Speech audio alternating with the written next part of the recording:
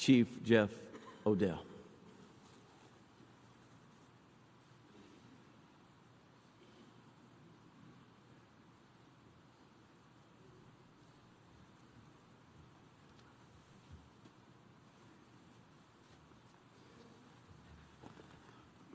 Got to get on my tiptoes to hug him. Good morning. Please forgive me for the length of my remarks, but I have a lot to say about these two men. To the family and friends of Sergeant Sam Howard, and to the family and friends of Officer Matthew Baxter, on behalf of the men and women of the Kissimmee Police Department, I want each of you to know that we are absolutely brokenhearted over the loss of your loved ones. Although there are no words we can offer to ease your pain, please know that we loved both Sam and Matthew dearly, and they will remain in our hearts forever. The turnout today is not only a tribute to their service, but an acknowledgement of the amazing individuals they were. I can also tell you we received tremendous support from literally every corner of the world, from cards to letters to social media posts to flowers, etc., with a consistent message of love, support, and prayers for both of your families, our entire agency, and our community. It has actually been overwhelming in the grandest fashion. You see, our job is inherently dangerous. We face the unknown out on the street every moment we are on duty. It is our job to question the suspicious, to run towards danger, to be guardians for the weak, and to remove the treacherous. Sam and Matthew were dedicated to making the city of Kissimmee a safer place, and each performed their jobs admirably. To my KPD family, I am sorry that you are going through this, and I understand the devastation that is in your heart right now. If there was anything I could do to change that, with every fiber of my being, I would do it. My message to you has been and will remain the same. Together we are strong, and we will get through this.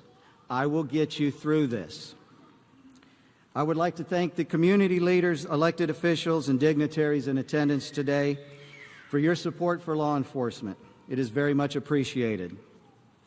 As I look out into the large crowd gathered here today, I see so many heroes dedicated to serving their communities. I see men and women who put their lives on the line every day to protect our citizens from evil. For your commitment to excellence in your duties, I say thank you. Today we are here to reflect on the impact of two fallen heroes. Sergeant Sam Howard and Officer Matthew Baxter are now law enforcement angels called to join too many others as they begin their next chapter of service. Their duty now is to provide watch over their remaining Kissimmee Police Department brothers and sisters as they continue in their service to the city of Kissimmee. As I began preparations in determining my remarks for today, I recognized many similarities between Sam and Matthew. You know, law enforcement is a unique endeavor, and most who serve in this arena would insist that it is a calling versus a profession. There are very few undertakings so noble as the protection of those who cannot protect themselves. Both of our heroes today were called to law enforcement as evidenced by their commitment to excellence in their individual assignments. I would consider Sam and Matthew to be what I call the epitome of a true law enforcement professional, and what that stands for. To start, they both displayed great pride in their uniform presence, and they always looked sharp. In fact, in Sam's time as a detective, right before his promotion, I would often greet him in the hallway with, "How's the best-dressed man at KPD doing today?" And his clothing was only upstaged by the huge smile as he answered, and it was always in the positive. And of course, Matthew was our supermodel in uniform, always looked as if it was airbrushed on. And he would make sure that you knew that from time to time with his mostly on the left side smile and nod. Each of these men were extremely hard workers who were relentless in their quest to capture criminals, while exhibiting a commitment to community that afforded them the opportunity to build positive relationships and more importantly, relationships with our young people.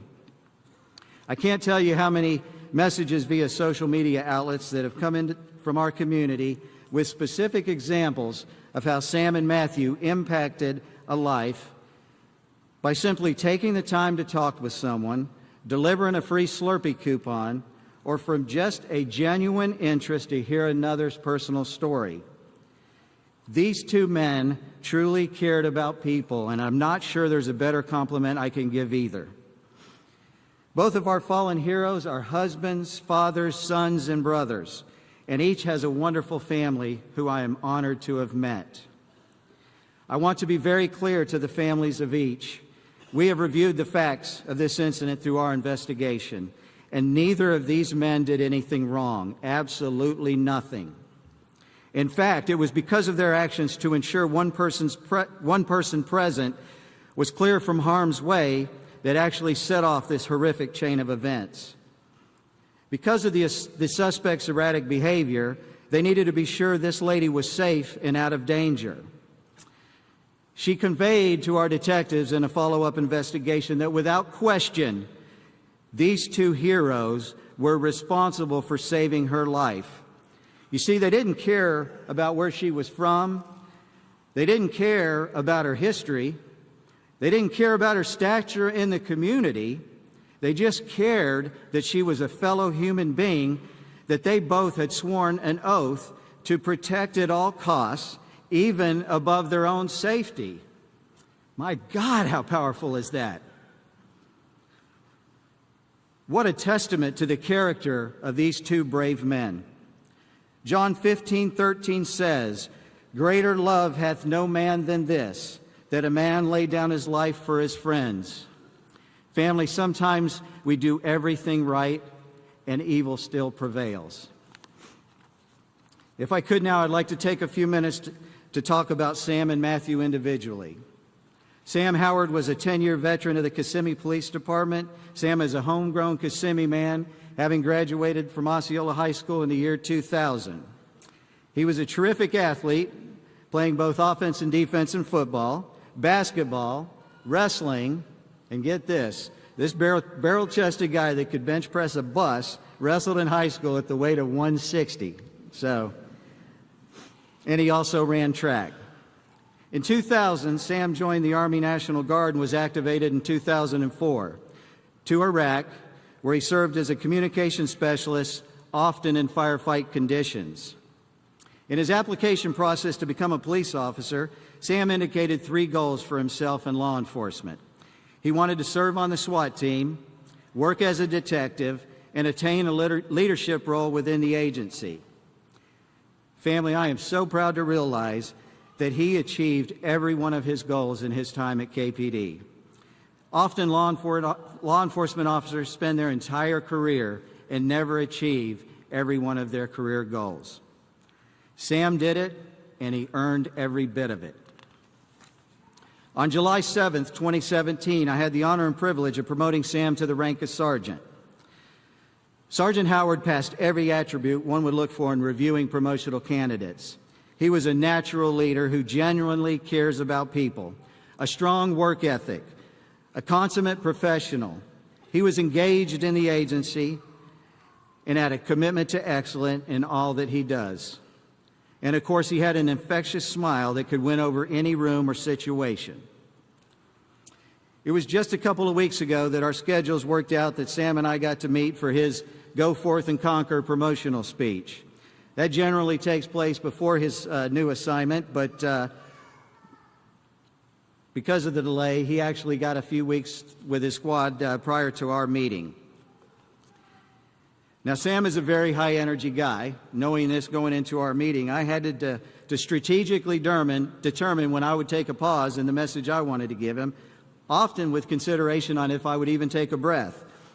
Because if you give him even the slightest crack, watch out. Especially if he's excited about something. Well, I could tell from the moment that he walked in, because he had spent time with his squad already, that he had some things to tell me. The best way I can describe it is he sat in a chair in my office, and it's like that racehorse that has the doors closed, and he's jumping to go, and Sam is like leaning like this. So I knew he was excited, and I knew that he wanted to tell me that he had already got a start. He knew what I was going to say, and he wanted to prove to me that he had already gotten a start. I may have messed with him a little bit, and I would pretend like I was winding down and then start again just to watch him jerk some more, but we had fun with that. But when Sam finally got his opportunity to talk, he gushed over his new squad and assignment.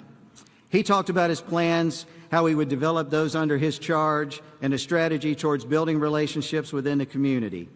He told me how much more exciting it was to be a sergeant and have a team than it was as his time as a corporal. He mentioned the word team multiple times in his description of the time he had spent with his new squad. To Sam's team, I can tell you that in the short time that you all worked together, he deeply cared about each and every one of you. With a genuine passion, he spoke about every member on his team and his leadership plans for each of you. It was never more apparent to me the impact you already had on him. His overall excitement that evening confirmed his leadership abilities to me and cemented that I had no better choice for this position. He was also very excited to host his first squad get-together as a sergeant. Unfortunately, that was to be this weekend for the Mayweather-McGregor fight. This past Sunday, I was in my office trying to get some semblance of order with everything on my desk, and I moved a notepad over onto a stack of some other papers or other notepads, and underneath I found the yellow sticky that was my reminder to put on my calendar that Sam Howard had invited me to come join you and watch the fight. Understandably, I don't get many of those type invitations at the squad level, but I can promise you this was as special to me. I will keep that forever. BJ and Unique, I am so very happy that you all were able to have that family trip to Europe. I remember leading up to the trip and occasionally bump into Sam, and he would update me on the number of extra duty jobs he had left until it was entirely paid for. And he went 5, 4, 3, 2, 1. He knew, and he made sure that I knew. So I was excited for him. But I know that he was excited to be able to do that for the both of you. At some point after your return, I asked him how the trip went. And remember, I told you how Sam, how fast he would speak in a normal conversation. Well, when he's excited, it's impossible to listen that fast. In fact, I had to keep reminding him as he's talking to me that I'm old and I can't listen that fast. He didn't slow down. I went back and checked 2 or 3 times to make sure that he was truly a born and raised Floridian, because most of us can't generate that many words per minute coming from Florida. No offense to... regardless of how much I actually was able to comprehend in his excitement, because of his excitement and the joy in his eyes in telling me that story, and I'm not even the closest individual to him, so, when you consider all those facts, it just showed me how much he is in love with you too. I was proud to kind of share that moment with him for a moment. BJ, I'm a firm believer that the Lord works in mysterious ways, and I'm not sure if you two high school sweethearts honestly knew how special your daughter would be when you decided to name her Unique. But I've got to tell you, I am so very impressed with this young lady and how strong she has been through all of this. She has demonstrated a strength and that's surpassed all of us, and we're all supposed to be older and stronger than she is. You and Sam have raised a wonderful young lady, and I can certainly see why he was so very proud of her. Unique, I don't know if you caught me, but I would watch you when I was having my moments, and your unimaginable strength helped me get through my part of this. So for that, I want to say thank you. Officer Matthew Baxter was a 3-year veteran of the Kissimmee Police Department. He was born in Hagerstown, Maryland, but raised in Baltimore and Shenandoah Junction, West Virginia. Matthew was also an excellent athlete, having played football and wrestled in high school. Although not conveyed in his police application, Matthew had conveyed to me his goals upon coming onto the police department included becoming a detective with a focus on narcotics investigations and to also serve on the SWAT team. As I read through a reference letter from a class coordinator at Valencia Criminal Justice Institute, he outlined first meeting Matthew while serving together in the Big Brothers program of Central Florida. The letter highlights personal observations of how dedicated Matthew was to his little brother in the program. It talks about his unwavering dedication to providing a positive impact in this young man's life. It then further details Matthew's excitement upon learning he would start the police academy.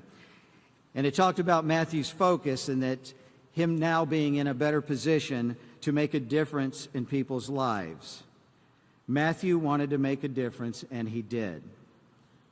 Further, in the application, both academy class coordinators sent in their recommendation, and they raved about his leadership characteristics and his athletic abilities displayed throughout the academy, leading him to be designated as the first squad leader in the class, a very honorable distinction among academy recruits. I specifically remember the day Matthew interviewed with then Chief Massey and I as his final step in the hiring process. Without reservation and still today, I remember him as being the most outstanding interview I have ever been a part of, ever. He was poised, confident, and it was completely evident his life's mission was to become a police officer.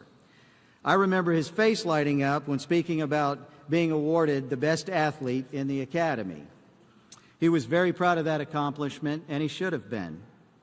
Now, believe it or not, Chief Massey and I were pretty athletic back in our day, and it shortly became a battle of one-ups during the interview process. In the end, of course, Matthew won, and I'm confident his mission that day was to leave us no doubt that we were hiring someone bigger, stronger, faster, and of course it's Matthew, so better looking than we ever were.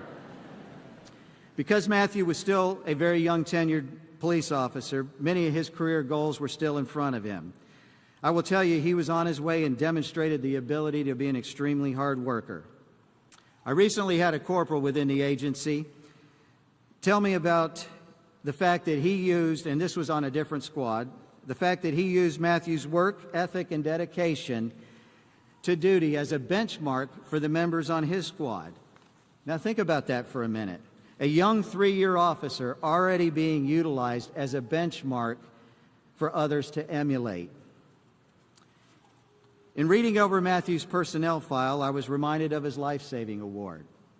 The unusual part about reading that award was the assisting officer in saving his life, saving the individual's life. It was his future wife, Sadia. They both responded to an attempted suicide by hanging. Matthew and Sadia immediately provided life-saving measures to include 12 cycles of CPR before regaining a pulse on the victim. The subject was transported to the hospital where he recovered completely from the incident solely due to their life-saving actions. How's that for a first date?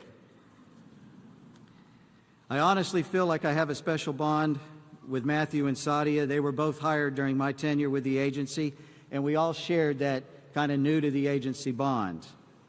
We had a number of conversations together as this young couple worked to navigate through, both of them being law enforcement professionals, our difficult work schedules, and starting out with a new family. We shared some meaningful conversations, and Sadia, I would like to personally thank you for allowing me to be even a small part of the two of your lives. In conversations with just Matthew, I would often have to remind him to enjoy the moment and the processes along the way. You see, he was a very driven individual who wanted to reach for the stars the minute he was sworn in. And by stars, I mean mine. And I try not to be a selfish person, but I'll be honest, much of my advice to him was centered around self-preservation because I still like my job. I know in one conversation, his eyes started to wander around my office, and so I just assumed he had had enough. I can tend to go on, and he had gotten bored with the conversation. However, I later figured out that he was just redesigning the office in his mind, soon to be his office. So what I do know, Sadia, is that he loved you and the girls very much. He loved being a dad and having a family, and you all were really his world. Miss Brown, I can tell you that in my conversations with Sadia, she often raved about how wonderful a father Matthew was and how appreciative she was that he would do anything for his 4 girls. Being a dad myself, I honestly don't believe there's a better compliment I can pay you about your son. Now, as I begin to work towards closing my remarks, the families gave me permission to make a challenge this morning. And, I talked a little bit about the overwhelming support that we received from literally every corner of the world, and thousands upon thousands of messages of love and support and prayers for the families, for the men and women of the Kissimmee Police Department. And I can't tell you how much I appreciate that. I can tell you how much we needed that. We needed every bit of that to not only get us through until today, but these folks needed every bit of that as confirmation that the vast majority of our community is not apathetic towards law enforcement. They needed every bit of that to confirm there's a reason for them to put on the uniform and go out there and protect you every day that they do. The difficult part for me standing here this morning is trying to wrap my head around and understand why it takes a tragedy before we come together as a community. You see, we've done this before. Just last year, my friend, Lieutenant Deborah Clayton, was murdered in Orlando. 3 years ago, our brother, Deputy Scott Pine, was murdered in Orange County. You know, we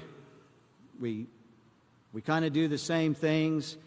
We get together and we have some community events. We'll probably have a town hall or two, and those are wonderful, but I've got to ask you, what have we really accomplished?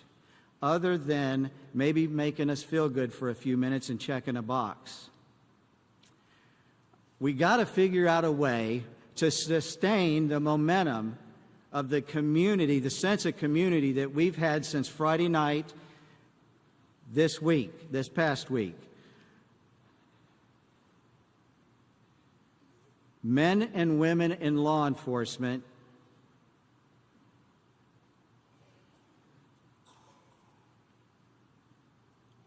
are not expendable.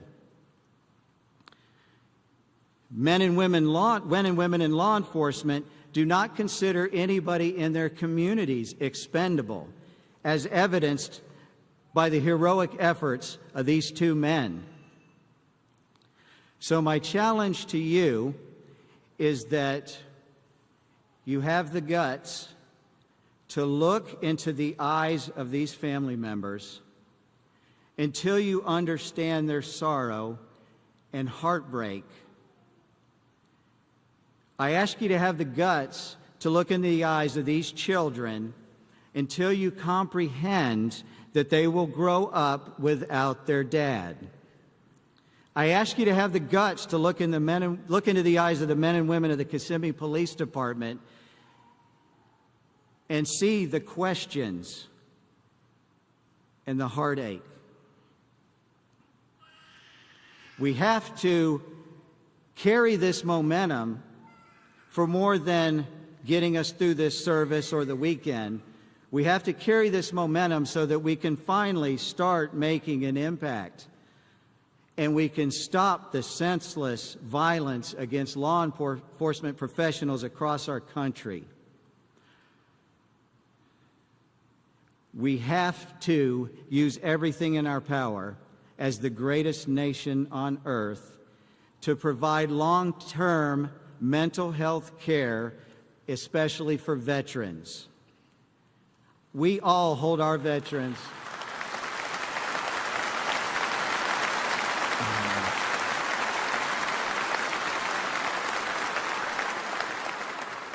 It's obvious we all hold our military veterans in the highest regard.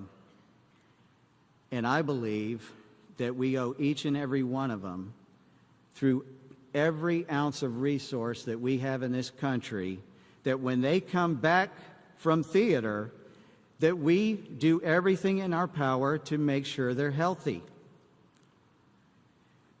These individuals are receiving the highest level of military training in the world.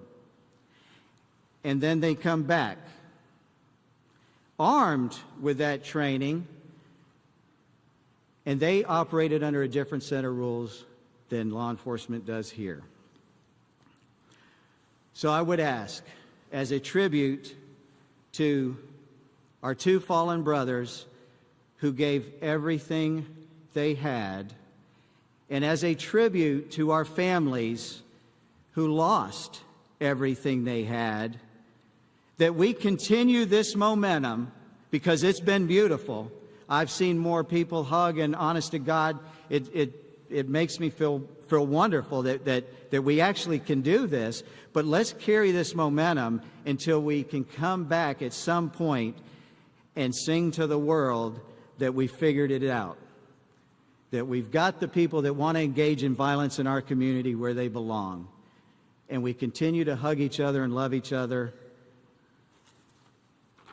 and prosper for the remainder of our lives. In closing, Psalm 34:18 says, "The Lord is close to the brokenhearted and saves those who are crushed in spirit." Families, please know that as long as the good Lord allows, I will always be here for you. I can promise you that every member of the Kissimmee Police Department is cemented in your family forever. The memories of Sam and Matthew will always live on in our hearts. God bless you, God bless the Kissimmee Police Department, and God bless law enforcement. Thank you.